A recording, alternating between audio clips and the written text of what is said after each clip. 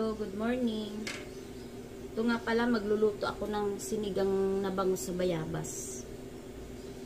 Lalagay ko na yung bayabas sa tubig na kumukulo kasi para lumambot siya. Tapos magluluto din ako ng tuyo. Kasi yung anak ko, hindi sila kumakain ng sinigang sa bayabas na bangus. Itong lulutuin ko ngayon, oh. Tuyo. Tapos, tamban na tuyo. Tapos, itong pusit.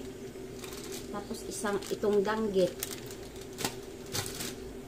Tapos, yung itlog na scramble. Yan yung ulam nila. Hindi kasi sila kumakain ng sinigang sa bayabas. Ito naman pala yung ating bangus.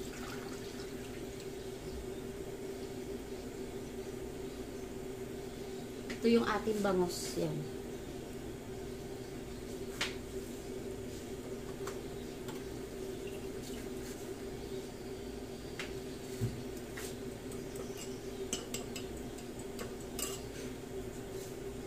Palalambutin lang natin tong bayabas. Ako Bisaya ako pero kumakain ako ng sinigang sa bayabas. Kasi pagkakaalam kasi ng mga Tagalog lang yung kumakain ito ng sinigang sa bayabas. Eh ako paborito ko to eh. Kasi nung bata ako, inaakyat ko yan sa probinsya para kumain lang ng bayabas na yan. Tapos pag binuksan mo yung bayabas, yung kulay pula yung loob niya. Kaya ito yung nabili kong bayabas, tiyempo mapula ang loob nito eh. Ayan, mapula siya oh. Ayan, tumutulo. Ayan, mapula siya oh. Ayan. Dudurugin ko lang yan para mabango siya.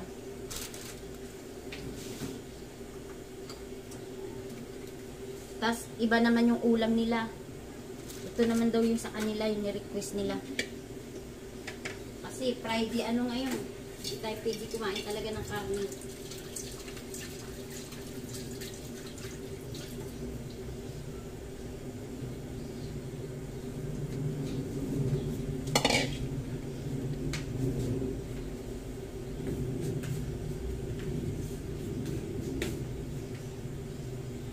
Ito na nga pala ang ating lunch. Ayan. Danggit, pusit, tuyo. At saka scrambled egg, pakwan, tsaka yan, sinigang sa bayabas. Tsaka ito, sagot gulaman.